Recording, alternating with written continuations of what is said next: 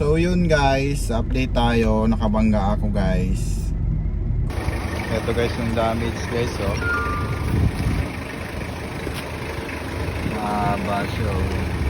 Oh no! Kasi tuwa tayo nakabasa ng stop tayo.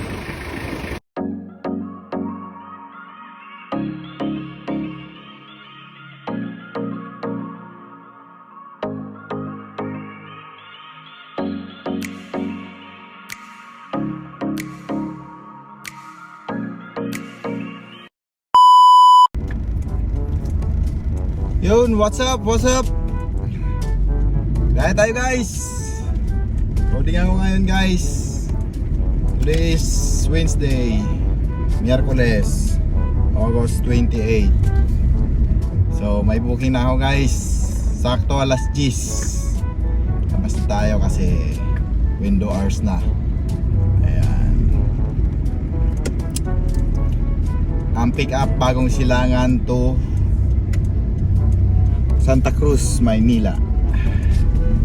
300 kg guys. So di pa rin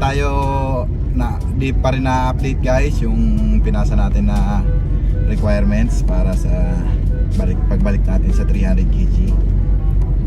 So yun, 600 kg pa rin tayo ngayon. Meron na sana kanina guys 600 yung shipping. 600 kg batasan yung pick up papuntang Binondo. Nasa 600 596. So di ko nakuha dahil may nakalaban akong may sticker. Ayun. May nakaagaw tayo na merong sticker, siguro 1000 kg yung kumuha nun. So yun, punta ka na ako ng pick up. Lagi ko to na pick up guys. Favorite driver din ako nito.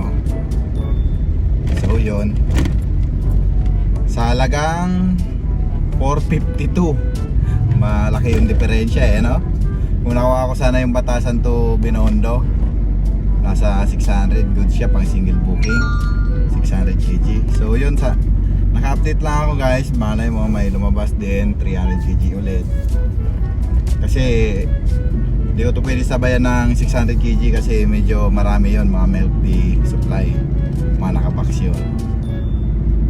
So di ko siya pwedeng sabayan ng 600 kg, baka rin magkasya. 300 kg lang yung pwede natin sabay. So naka-update lang ako. So yeah, let's go. One eternity later. Okay guys, done pick up. Ayan lang yung karga natin. So napakaluwag pa. Meron na sana kanina Balara to Muiliport. So inaasahan ko ano na naman yung pick up ko kahapon, yung battery. Litong battery guys. So di ko kinuha, nagdalawang isip ako. Bigat pag di-discarga, ang hirap. Baka mapunit yung mating ko eh. Pag ang pagkarga, ang hirap pagkarga.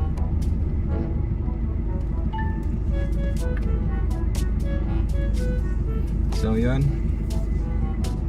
punta na tayo ng drop off. Tapos update lang tayo, may sabay tayong 300 kg.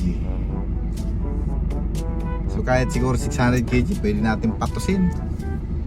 Tanungin lang natin kung ano yung items. Yan, let's go.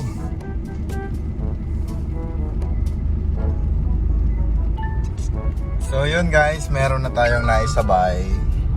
Ayan, papunta na tayo ng pick up nyan. 5 bills. Ayan. Medyo nagmadali ako sa pag-swipe. Medyo taliwas yung booking natin. Papunta guys siya ng dito na, papunta sa may Santa Mesa, sa may Tatalon, sa may Araneta. Ayan. Hindi ko napansin guys. Masyado akong sa pag-swipe. Hindi ko man lang tinignan yung address. Basta ko na lang sinwipe. Tapos yung pick up niya medyo may distansya no? Galing dito batasan, nasa 4 kilometer.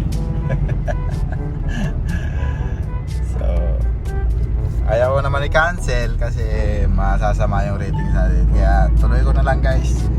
Okay lang yan kasi ito hindi naman yan rush eh. Ayos lang yan, nakakapag-trap ako dyan. So yun, let's go. Okay guys, done pick up. Ayun, so di tayo puno. Pero medyo mabigat na siya. Ayan. So let's go, punta na tayo ng drop up. Ayan, Pagkaraan ng 200 kapag-trap metro, tayo nito maliwas sa Champaka. matapos tayo Tapos nito mga kumanan. 1:30. So ayun, let's go. So yun guys, update tayo. Nakabangga ako guys. Oh no! Kotse, ito siya naplakahan. Tumakbo guys eh. Ako yung nakabangga. Kasalanan ko naman yun. Tapos intersection naman yun. May karapatan siya. Ngayon, tumakbo siya. Ewan ko kung bakit. Baka siguro walang lisensya yun guys. Huminto ako. Pagbaba ko, diretso arurot siya, patakbo. Babae yung driver guys. Nataranta siya eh. Pagliko niya nga, hindi, lumiko kagad siya sa pakanan. Nasa gitna siya huminto. Tapos tumakbo siya. Ngayon, sa gitna kasi siya nakahinto. Tas kumanan siya. Patakbo siguro yun. Baka walang lisensya. Ngayon, pag hinto ko pagbaba ko, kasi ayusin nga namin. Pagkaraan ng 300 metro, Ayun, tumakbo. kumanan sa 100 Ang dami sa sasakyan ko, bumper eh. Yung sa kanya, sa stoplight niya sa bandang kaliwa. Kasi iniiwasan ko pa pero inabot pa rin. Napatingin kasi ako dito sa cellphone kung nagluloko yung charger. Kaya lesson learned guys na pagka may naiulat na traffic light camera sa nagdadrive daanan. tayo, huwag tayong paano sa cellphone. Focus lang tayo sa pagdadrive guys, tulad nun. Mamaya na lang papablatter kasi claim ko sa insurance. Malaki yung damage sa akin guys. My bumper yung damage.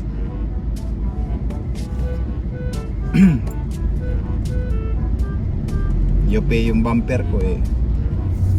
Buti di inabot yung headlight. Kung inabot yung headlight ko ba, Kumanan sa basag din yan. 180 or Magsaysay Boulevard, West. Tumakbo eh. Babae yung driver guys. Marurot siya. Siguro guys, wala siyang lisensya or ano. O ewan ko kung anong reason niya. Hindi ko naplakahan guys. Ang bilis niya eh. Kaya di man lang talaga ako nakaano. Hindi ko naplakahan pagbaba ko. Dire-diretso siya. Tumakbo. Skyway, South, Quirino, Nagtahan exit. Wala namang kasing sasakyan, tapos huminto siya, wala namang paparating na ano sa intersection. Ewan ko kung bakit huminto yun. Kaya kampante lang din ako na diretso yung biyahe kasi wala namang nga sasakyan. Pagkaraan ng Tapos 300 pag hinto niya, bumiglang hinto sa gitna. Sa kaliwa upang kumaliwa sa Hindi ko napansin kasi sumabay pa tong cellphone ko, nagloko yung charger, inaayos ko. Sumaglit nga lang ako guys, pagtingin ko ayun na, huminto kasi bigla. Intersection yun, tama naman, huminto siya kasi siguro ano lang siya eh, defensive lang siya na bakit hihinto pa siya pagdating sa intersection. Siguro yun, walang lisensya kaya tumakbo. Kung may lisensya siya, ba't siya tatakbo? Ako naman yung magbabayad nun, sigurado ako bumangga eh. Ewan ko doon.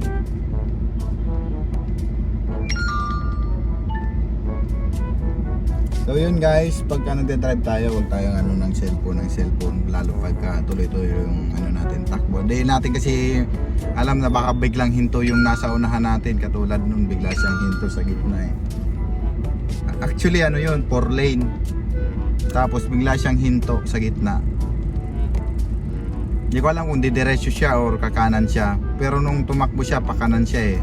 Sa intersection na yon, kumanan siya bigla.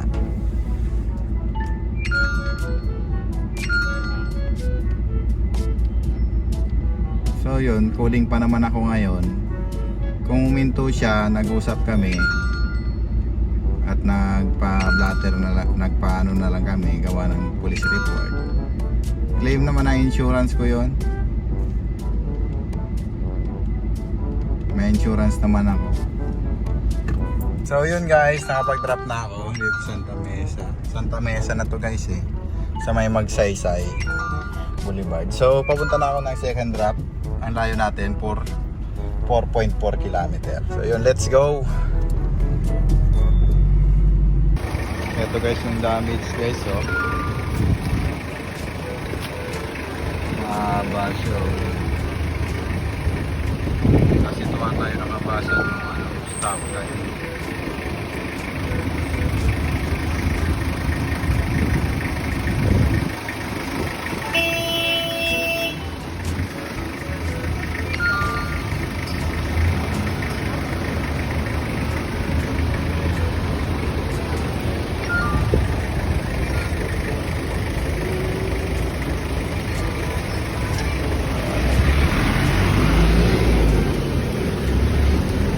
So yun guys, nakadrop lang natin dito sa Santa Cruz.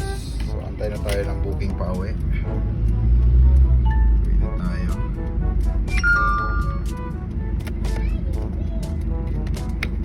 Try ko mamaya tawagan yung insurance. Pwede na to. So yun, may nakuha na ako guys na papuntang Lagro. 565, pwede na yun. Let's go. A few moments later. Okay guys, ito yung pang 300 kg na booking, oh. Oversized na siya. 300 kg, buti na lang wala tayong upuan dito sa gitna, kaya nagkasya yan guys. Oh, dapat 600 kg na yung binook nito eh, no? Buraot din. Ayan, oh. May booking na tayo guys, dalawa na. Dito na ako sa Manila to Commonwealth. 600 kg yan guys. Kaya kinuha ko na rin. Ayan o. 600 kg. 5 bucks lang po ito. Ayan. So nakapag-drop na rin ako dyan sa na yan. Kasya yun, 5 bucks. Ceiling fan. Kasya pa yun guys. Kaya kinuha ko. Nakita ko 5 bucks, pwede pa. So yan. Okay guys, done pick up. So di pa rin tayo puno kahit 600 kg na yung kinuha natin na booking. Maliliit lang palang box. Ayan o, 5 bucks. Ayun, let's go.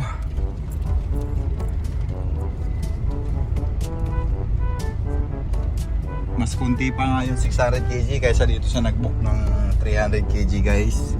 300 kg oversize eh. Yung sa 600 kg at least may iksi yung box eh. So yun, let's go. Punta na tayong drop off. Time check, 2:00 na guys. May 3 oras tayong biyahe pa bago abutin ng coding. So di naman siguro tayo abutin ng coding.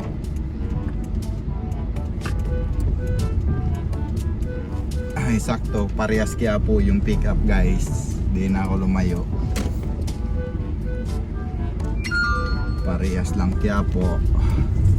So yun, let's go. Wala tayong nadaling high demand. Wala high demand yung mga booking ko guys for regular. Mahina yung booking. Ngayon lang dumami oh. Ngayon, ayos na, madami na guys. Walang schedule.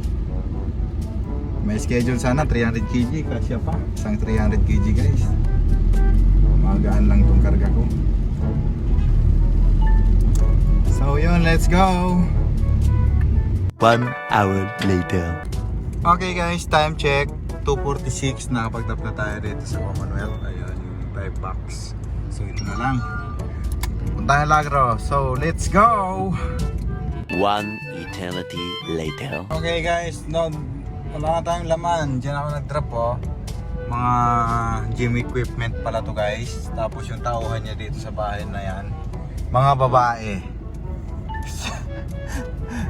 Mahilad pa naman yung katulong magbuhat, buti malakas pa. So yun, tapos GCash payment. Oversize yung items, 300 kg yung bino. Grabe, nagtitipid guys.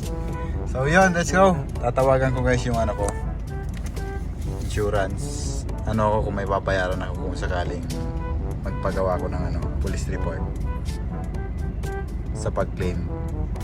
So yun, tawagan ko guys yung insurance ko. Malaki-laki yung damage guys eh. So yun guys, nandito ako ngayon sa pinagawaan ko dati. Yung nakabangga sa akin yung nagturo nito.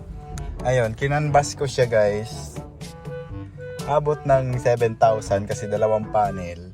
Bali, kasi ang ano dito nila per panel. Ngayon, may gas-gas yung bumper ko, tapos yung sa isang panel sa side. So, dalawang panel yung i-repaint. Kaya abot ng 7,000. Ngayon, dahil kababayan ko naman, tumawad ako, kaya ng 6,000 yung dalawang panel. So, bagong pintura na, magiging bago na pintura ng bumper ko. So, may mga gas-gas naman din yung bumper ko kasi lagi ko rin na isasabit.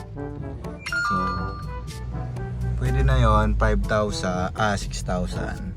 Schedule ko na lang pag mga walang biyahe.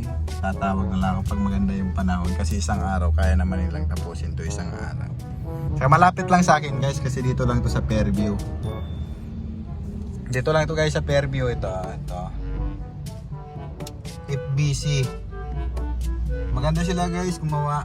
Talagang kahit per panel lang, hindi buo mo siyang papapinturahan. Kuhang-kuha pa rin yung kulay. Kaya yun yung maganda. Ayun guys, FBC Auto Repair Shop. So dito ako nagpapagawa guys. Kababayan ko rin to kasi taga Bicol. Sa Bicol, sa probinsya, yung per panel doon nasa 4-5 guys eh. So dito 3-5 lang per panel. Kasi ayun, mura na siya. 6,000 gagastos. Saka ko na lang guys papagawa pag naka-ipon na ako. Kiskising ko lang muna yun ng ano. Kasi yung nakapangit doon guys, yung UP saka yung nabitak, yung bumper.